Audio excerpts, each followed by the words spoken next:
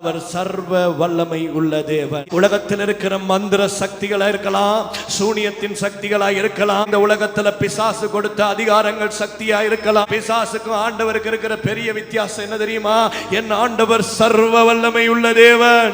ஒருவேளை அவனுக்கு சில அதிகாரங்கள் கொடுக்கப்பட்டிருக்கலாம், அவனுக்கு சில வல்லமைகள் கொடுக்கப்பட்டிருக்கலாம், அவன் சில அற்புதங்களை செய்யலாம், சில சக்திகளை காட்டலாம். பார்வோனுடைய மந்திரவாதிகள் வந்து அவர்களும் கோள்களை போட்டு காட்டியிருக்கலாம். ஆனா எல்லாருடைய கோள்களையும் விழுங்கி போட்ட ஒரு கோள் மோசேயின் கையில இருந்ததானால் அது சர்வ வல்லமை உள்ள தேவனாகிய கர்த்தரால் அழைக்கப்பட்ட, அபிஷேகம் பண்ணப்பட்ட, சர்வ வல்லமை உள்ள தேவனாகிய கர்த்தரால் தெரிந்து கொள்ளப்பட்ட மனுஷனை தேவன் சர்வ வல்லமை உள்ளவர் என்பதை நிரூபிக்கிறார்.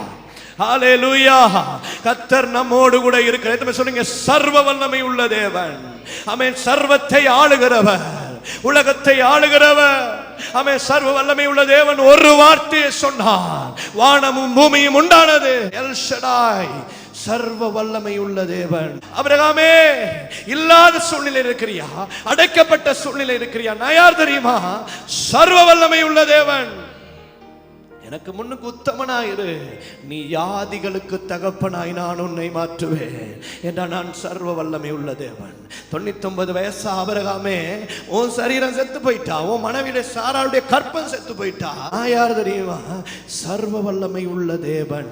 சர்வ வல்லமை உள்ள தேவன் என்ன செய்வார்? அற்புதங்கள், அடையாளங்களை நடப்பிப்பார். கர்த்தர் இந்த காலை வேளை சொல்வார், நான் சர்வ வல்லமை உள்ள தேவன்.